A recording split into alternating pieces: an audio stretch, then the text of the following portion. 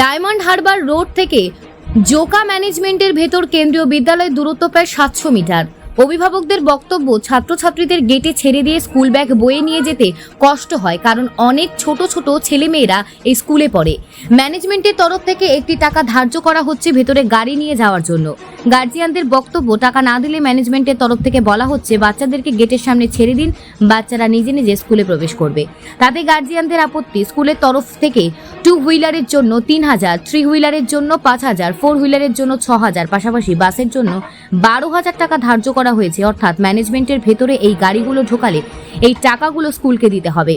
অপরদিকে অভিভাবকদের বক্তব্য, এই টাকা তাদের পক্ষে দেওয়া সম্ভব নয় ও তারা স্কুলের সামনে বাচ্চাকেও ছেড়ে দেবেন না, কারণ কয়েকদিন আগে একটি বাচ্চা জলে ডুবে মারা গেছে। যদিও সেই বাচ্চাটি স্কুলের নয়, তা সত্ত্বেও বাচ্চাদের একেবারে গেটের সামনে ছাড়তে রাজি নয় অভিভাবকরা।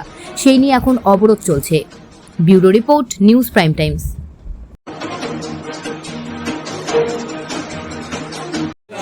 এই প্রিন্সিপালটা আসার পরে এপ্রিলের 1 তারিখ থেকে বলেছে টাকা ওকা নেওয়া হবে, 2 হুইলারের জন্য 15,000, এরকম তো সব অনেক অ্যামাউন্ট বলা হয়েছিল। তো অ্যামাউন্ট বলা হতে তো আগেও হয়েছিল, 1 তারিখও আমাদের আন্দোলন এখানে হয়েছিল।